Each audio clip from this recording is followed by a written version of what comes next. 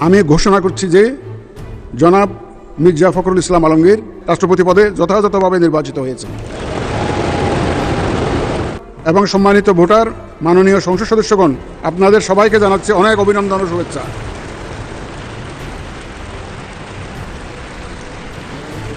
ক্ষমতার মসনদে এসে কেউ যদি মনে করে থাকে নতুন করে ওই হিন্দুস্তানের গোলামি করবে, নতুন করে জালিম হয়ে উঠবে, শহীদি রক্তের সাথে বেঈমানি করবে, তাহলে স্পষ্ট ভাষায় জানিয়ে দিতে চাই, আপনাদের মসনদ টিকবে না। রাষ্ট্রপতি নির্বাচিত হওয়ার আগের অভিযোগে এখন তাকে বিচারের আওতায় আনার আইনি পথ উন্মুক্ত হয়েছে। এক্ষেত্রে বর্তমানে আদালতে চলমান মামলায় তার বিরুদ্ধে দেশ ত্যাগেও নিষেধাজ্ঞা আসতে পারে। একই মামলায় অন্য সবার বিরুদ্ধে বিদেশ যাত্রার নিষেধাজ্ঞা দিয়েছে আদালত। অবশেষে আনুষ্ঠানিকভাবে ফেসে গেছেন সাবেক রাষ্ট্রপতি শাহাবুদ্দিন চুপ্পু। এটা জামাত শিবির একটা অসম্ভব বিজয়। শাহাবুদ্দিন চুপ্পুকে সেফ এক্সিট দেওয়া হবে, কত আলাপ আলোচনা আমরা শুনেছিলাম, কিন্তু এক্ষেত্রে জামাত খুব সূক্ষ্মভাবে খেলছে না।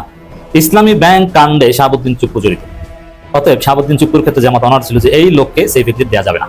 স্বামীকে শেষ বিদায় জানাতে 12 ঘন্টার জন্য মুক্তি দেয়া হয় দীপুমণিকে। বৃহস্পতিবার সকাল 6টার দিকে মুন্সিগঞ্জ জেলা কারাগার থেকে মুক্তি পেয়ে পুলিশি নিরাপত্তায় প্রিজন ভ্যানে কলাবাগানের বাসায় আসেন তিনি। সেখানে স্বামীকে শেষ বিদায় জানান। আমাদের জান ও জবানের অধিকার তো হাসিনা কেড়ে নিয়েছিল বটেই, বাবা মায়ের জানাজার অধিকারটুকু কেড়ে নিয়েছিল হাসিনা।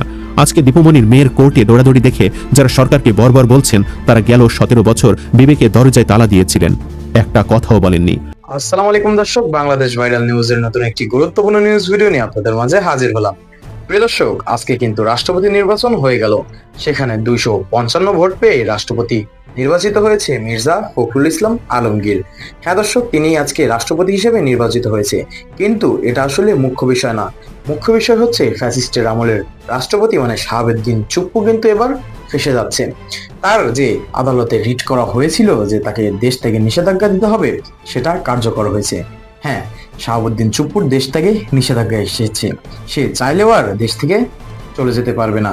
সে এর আগে একবার বলেছিল তার চিকিৎসার জন্য দেশের বাইরে যেতে হবে, কিন্তু এবার সেটা একদম বন্ধ হয়ে গেল এবং বলাই চলে তিনি একদম পুরোপুরি ফেসে গিয়েছেন।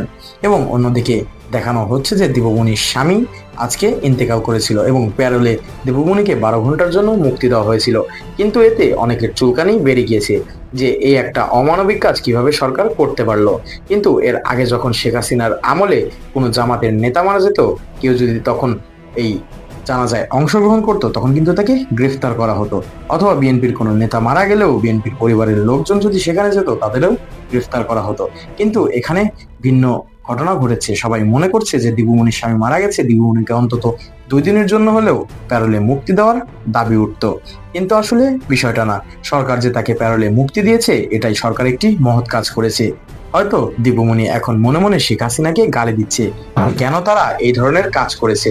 তো প্রিয় দর্শক, আজকে এইসব বিষয় নিয়ে ভিডিওতে আলোচনা হবে, তাই সবাইকে বলবো আপনারা ধৈর্য সহকারে পুরো ভিডিওটি দেখতে থাকুন।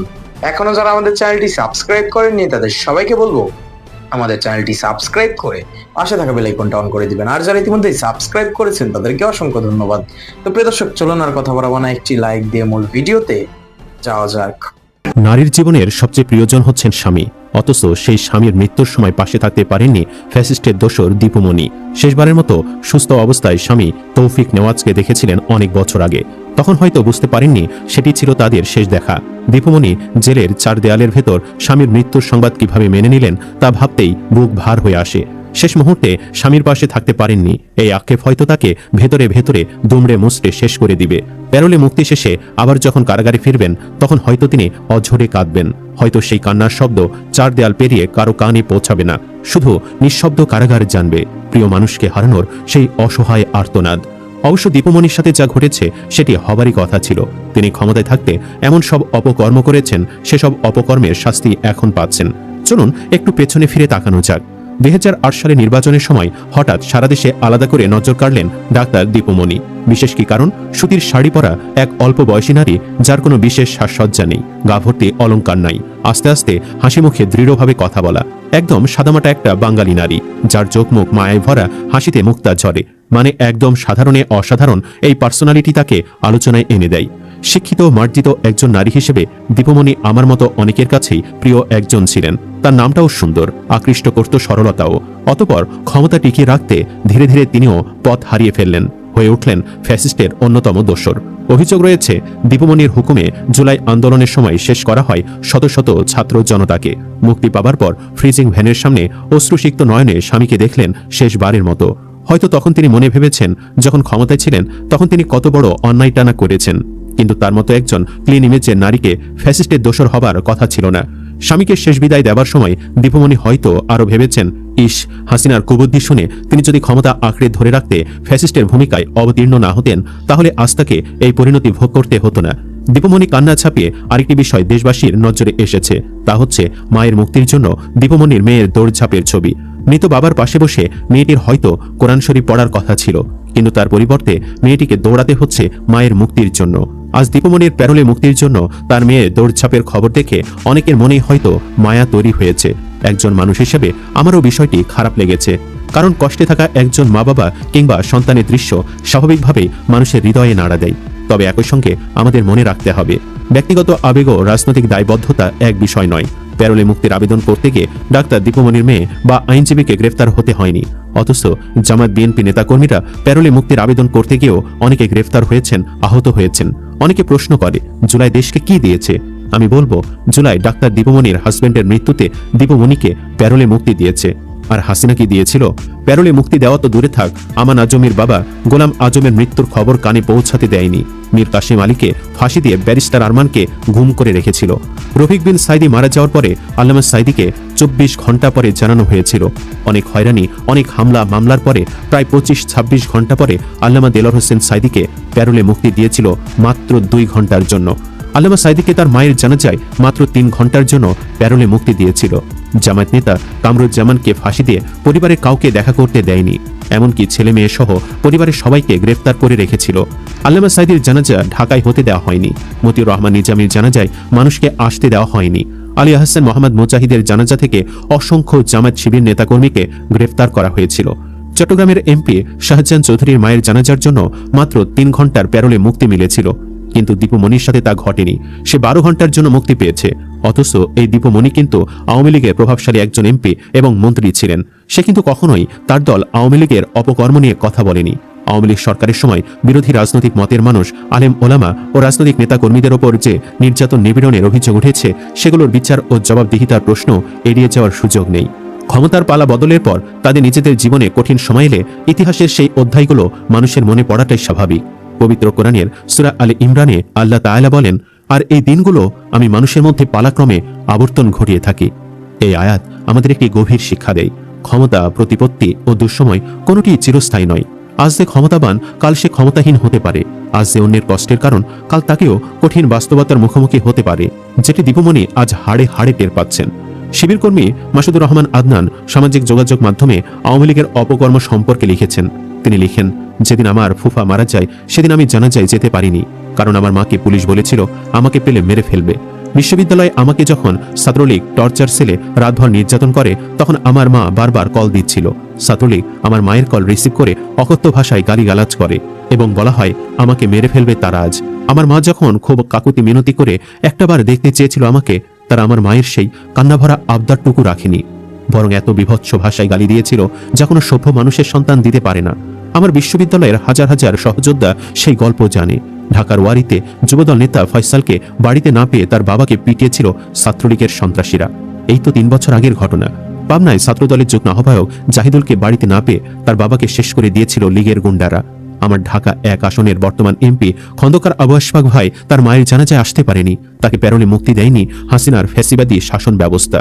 ঢাকা 1-এর জামায়াতের এমপি প্রার্থী ব্যারিস্টার মোহাম্মদ নজরুল ইসলাম ভাই তার মায়ের জানাজাটা পড়ার অধিকারটুকু পায়নি, তাদেরকে আসতে দেওয়া হয়নি। আমার রুমমেট ছিলেন এক বড় ভাই, শিবির করতেন, তারে দেখেছি তিনি ঈদে বাড়িতে যান নাই। বাবা যেদিন মারা গেলেন সেদিন ঢাকা থেকে গ্রামে গিয়েছিলেন, ভেবেছিলেন এই বেদনার দিনে অন্তত তারে গ্রেফতার করবে না পুলিশ, কিন্তু জানাজা শেষে পুলিশ তারে গ্রেফতার করে, রিমান্ডে তার পা ভেঙে দেয়। ভাই এখনো স্বাভাবিক হয়ে দৌড়াতে পারেন না। পটুয়াখালীর ছাত্রনেতা নাজমুলের বাবার জানাজাতেও তাকে ডান্ডা বেরি পরিয়ে রাখা হয়েছিল। বাবার দাফনটুকু শেষ করতে হাওমাও করে চিৎকার করে পুলিশের কাছে হাত জোড় করছিল, কিন্তু তাকে টেনে হিঁচড়ে নিয়ে যায় পুলিশ, বাবার দাফনটুকু করতে দেয়নি। এমনকি বর্তমান প্রধানমন্ত্রী তারেক রহমান তার আপন ভাইয়ের জানাজায় আসতে পারেনি দেশে। এরকম হাজারটা গল্প আছে আমাদের, যেগুলো লিখতে গেলে লক্ষ পৃষ্ঠার মহাগ্রন্থে পরিণত হবে। আমাদের জান ও জবানের অধিকার তো হাসিনা কেড়ে নিয়েছিল বটেই, বাবা মায়ের জানাজার অধিকারটুকু কেড়ে নিয়েছিল হাসিনা। আজকে দীপুমণির মেয়ের কোর্টে দৌড়াদৌড়ি দেখে যারা সরকারকে বর্বর বলছেন, তারা গেল 17 বছর বিবেকে দরজায় তালা দিয়েছিলেন, একটা কথাও বলেননি। দীপুমণিকে 12 ঘন্টার প্যারোলে মুক্তি দিয়ে অবিশ্বাস্য উদারতা দেখিয়েছে সরকার। আওয়ামী লীগের আমলে কেউ একদিনের প্যারোলে মুক্তি পেয়েছে কিনা আমার জানা নেই। দীপুমণির মতো একজন ঘাতক জুলাই রক্ত যার হাতে লেগে আছে, তার জন্য এর চাইতে বেশি প্রত্যাশায় বরং বেইনসাফি। এরপরেও যদি দীপুমণি ও সন্ত্রাস লীগের কোনো দুঃখ থেকে থাকে, সেটুকু সহ্য করা উচিত, কারণ এই আইন তারাই তৈরি করে রেখেছিল, এগুলো তাদেরই হাতের কামাই। কবি নজরুল বলেছেন, যুগের ধর্ম এই, পীড়ন করিলে সে পীড়ন এসে পীড়া দেবে তোমাকেই। অবশেষে আনুষ্ঠানিকভাবে ফেঁসে গেছেন সাবেক রাষ্ট্রপতি শাহাবুদ্দিন চুপ্পু। দর্শক, এটা জামাত শিবির একটা অসম্ভব বিজয়। শাহাবুদ্দিন চুপ্পুকে সেফ এক্সিট দেওয়া হবে, কত আলাপ আলোচনা আমরা শুনেছিলাম। কিন্তু এক্ষেত্রে জামাত খুব সূক্ষ্মভাবে খেলছে না। ইসলামী ব্যাংক কাণ্ডে শাহাবুদ্দিন চুপ্পু জড়িত, অতএব শাহাবুদ্দিন চুপ্পুর ক্ষেত্রে জামাত অনার ছিল যে এই লোককে সেফ এক্সিট দেওয়া যাবে না। শিশির মনিরা সাথে সাথে শাহাবুদ্দিন চুপ্পুর রাষ্ট্রপতি পদ শেষ হওয়ার সাথে সাথে সমস্ত ফাইল পত্র নিয়ে অ্যানালাইসিস শুরু করেছেন এবং যা করার সব করে দিয়েছেন। তো দর্শক, শাহাবুদ্দিন চুপ্পু যে সেফ এক্সিট পাবে না, এটা তো আমরা আগেই বলেছিলাম। এবং চুপ্পু এই কয়েকদিন আগে বাংলাদেশের একটা প্রভাবশালী গণমাধ্যমের সাথে সাক্ষাৎকারে বলেছেন যে এই মুহূর্তে দেশে থাকারই প্ল্যান, বিদেশে যাওয়ার ইচ্ছা নাই। তো বিদেশে যেতে তাকে দিবে না, ইচ্ছা থেকে লাভ কি, এটা হচ্ছে কথা। আর কিন্তু রাষ্ট্রপতি থাকা অবস্থায় কিন্তু বলেছেন খুব শীঘ্রই ডাক্তার দেখাতে যাব এবং সবকিছু রেডি, কিন্তু না, কাজ হচ্ছে না, বিদেশে যেতে পারবেন না। দর্শক, খবর, সাবেক রাষ্ট্রপতি শাহাবুদ্দিন চুপ্পুর স্থাবর সম্পত্তি ক্রয় ও অস্থাবর সম্পত্তি অবরুদ্ধের আদেশ। মজা না? এখন যে অপরাধীর স্থাবর সম্পত্তি ক্রয় করার আদেশ দেওয়া হয় এবং অস্থাবর সম্পত্তি অবরুদ্ধের আদেশ দেওয়া হয়, সেই ব্যক্তি কিছুতেই বিদেশ যেতে পারেন না, দেশ ত্যাগ করতে পারে না। তো এই আদালতের এই রায়ের আলোকে, এই ডিক্রির আলোকে শাহাবুদ্দিন চুপ্পুর দেশ ত্যাগের নিষেধাজ্ঞা এখন যা সময়ের ব্যাপার। তিনি চাইলেও দেশ ত্যাগ করতে পারবেন না, কট আটকে গেছে। এগুলো দুদকের মামলায় আপাতত তার স্থাবর সম্পত্তি ক্রয় এবং স্থাবর সম্পত্তি অবরুদ্ধ, এই দুদককে এই কাজ করতে বাধ্য করা বা এই বিষয়গুলো সামনে আনা, এগুলো সবকিছু নেপথ্যে খেলছে জামাত শিবির। এনসিপিও না, এনসিপি জাস্ট রাজনৈতিকভাবে বলছে। এনসিপির সাথে শাহাবুদ্দিন চুপ্পুর কোনো দেনা দরবার নেই, কিন্তু জামাত শিবিরের সাথে তার দেনা দরবার আছে। কারণ ইসলামী ব্যাংক ধ্বংসের, ইসলামী ব্যাংক দখলের অন্যতম কারিগর এই শাহাবুদ্দিন চুপ্পু। এই জন্য জামাত অলরেডি তাকে মামলার আসামি করেছে এবং দুদকের ফাইলপত্র যা আছে সবকিছু ওপেন করতে বাধ্য করছে, যার ফলে শাহাবুদ্দিন চুপ্পু ধরা যাচ্ছে। এটা একটা খুশির সংবাদ যে রাষ্ট্রপতি হন আর যাই হন না কেন, আপনি যত বড়ই হন না কেন, আপনি অপরাধ করছেন, আপনি বাঁচতে পারবেন না। দর্শক, তারেক রহমান সরকারকে অবশ্যই ধন্যবাদ দিতে হয় যে এই ক্ষেত্রে যেমন ভারতকে যে শায়েস্তাটা করছেন তারেক রহমান, যে আপনারা অনেক জ্বালিয়েছেন, অনেক ফাজলামি করেছেন, অনেক সময় দেখেও না দেখার ভান ধরতে হয়েছে, আপনাদের সাথে তাল মিলিয়ে চলতে হয়েছে, কিন্তু এবার ভারত তোমার 12টা বাজাবো, কত দানে কত চাল, এবার তোমাকে বুঝাবো। তারেক রহমান কঠিন শিক্ষা দিচ্ছেন, কঠিন শর্ত দিয়ে দিয়েছে। তারেক রহমানকে ভারতে নেওয়ার জন্য ভারত পাগল, মোদির মাথা খারাপ হয়ে গেছে, কিন্তু তারেক রহমান গুনছে না। রুহুল কবির রিজভী বলে দিয়েছেন যে কোনো স্বার্থের কারণে আমন্ত্রণ জানালে আমরা যাব না, কিন্তু জাস্ট বন্ধুত্বের নিদর্শন হিসেবে আমন্ত্রণ জানালে ভেবে দেখবো কতটা ড্রাইভিং সিটে আছে বা খেলছে ভারতের সাথে। এখন এটা আমি আরো একটা কথা বলেছিলাম, দেখেন প্রধানমন্ত্রী যদি সবার আগে চীন সফরে যান, তাহলে চুপ্পুর চীন সফর থেকে এসেই চুপ্পুকে সরিয়ে দেবে, এটা চীন সফরে আগে আমরা বলেছিলাম, সেটাই হয়েছে। প্রধানমন্ত্রী চীন সফরে গেছেন এবং চীন সফর থেকে এসেই চুপ্পুকে সরিয়ে দিয়েছেন। ভারত সফরে যদি প্রধানমন্ত্রী এরপরে যেতেন, তাহলে চুপ্পুর সেফ এক্সিট পাওয়ার সম্ভাবনা থাকতো। প্রধানমন্ত্রী ভারত সফর বাতিল, চুপ্পু কট। এগুলোর সাথে এরকম আন্তর্জাতিক রাজনীতির অনেক হিসাব নিকাশ জড়িত। তো দর্শক, আর এই পরিস্থিতিতে ভারত নিজেরাই বলছে যে সফর বাতিল করানোর পেছনে জামাত শিবিরের হাত আছে। এখন জামাত যেভাবে চুপ্পুকে হাতে ছাই মেখে ধরছে, আইনের ব্রাজালে আটকেছে, এখন চুপ্পু তার বিএনপির এমন কেউ না যে সরাসরি আইন লঙ্ঘন করে আদালতে হস্তক্ষেপ করে রাজনৈতিক শক্তি দিয়ে চুপ্পুকে সেফ এক্সিট দিবে, এত দায়িত্ব আর বিএনপি থাকে নাই। এই জন্য বিএনপি কেউ চুপ্পুকে সেফ এক্সিট দিতে চেয়েছিল, কিন্তু জামাত যেভাবে ছাই মেখে ধরেছে তাতে সে সুযোগ পাচ্ছে না। অসাধারণ।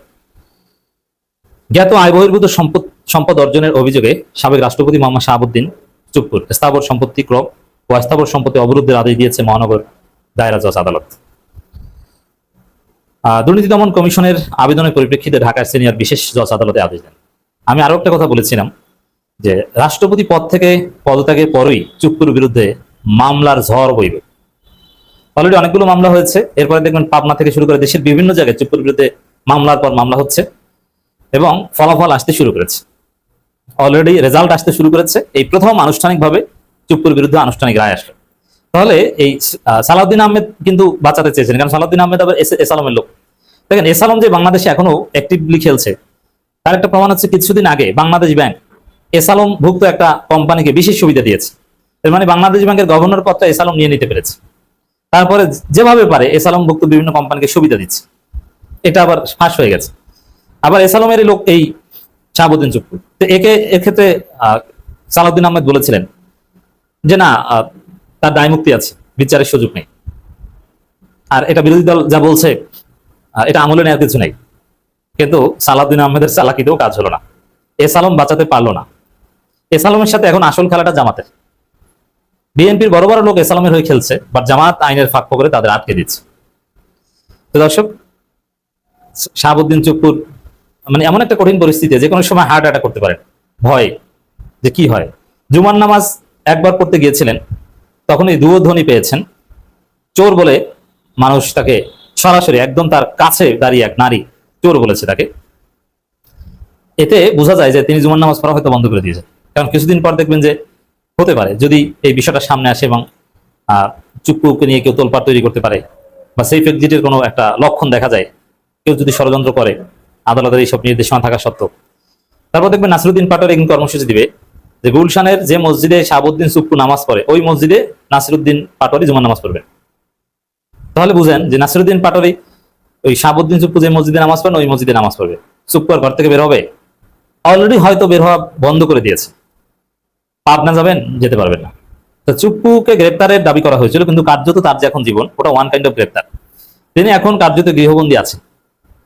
তো দর্শক, ইসলামী ব্যাংক দখল করতে এসেছিলেন শাহাবুদ্দিন চুপ্পু, কত শখ, কেমন লাগে। এই জন্য যারা জামাতের প্রতিষ্ঠান এখনো দখল করার স্বপ্ন দেখছেন বা জামাতের উপর বিভিন্ন নির্যাতন করছেন, তাদের জন্য একটা শিক্ষা যে সাবেক রাষ্ট্রপতি হয়ে বিএনপি যাকে রক্ষা করেছিল সেই রাষ্ট্রপতিও বাঁচতে পারছে না, তাকে ফাঁসতে হচ্ছে। আর আপনি কোন চারের বাল, আপনি তো কিছুই করতে পারবেন না, আপনি ধরা খাবেন। এটা সবার জন্য শিক্ষা। তো দর্শক, আওয়ামী লীগের বড় বড় নেতারা সবার কি করুণ অবস্থা আপনারা তো দেখছেন, এ থেকে শিক্ষা নেওয়া দরকার। প্রিয় দর্শক, ইতিমধ্যে আপনারা আমাদের পুরো ভিডিওটি দেখেছেন। ভিডিওটি দেখে কি জানলেন এবং বুঝলেন? অবশ্যই আপনাদের মূল্যবান মতামতটি আমাদের কমেন্ট বক্সে জানাতে ভুলবেন না। এখনো যারা আমাদের চ্যানেলটি সাবস্ক্রাইব করেননি তাদের সবাইকে বলবো আমাদের চ্যানেলটি সাবস্ক্রাইব করে পাশে থাকা বেল আইকনটা অন করে দিবেন, এরকম নিত্য নতুন প্রতিদিন গরম গরম নিউজ আপডেট পেতে।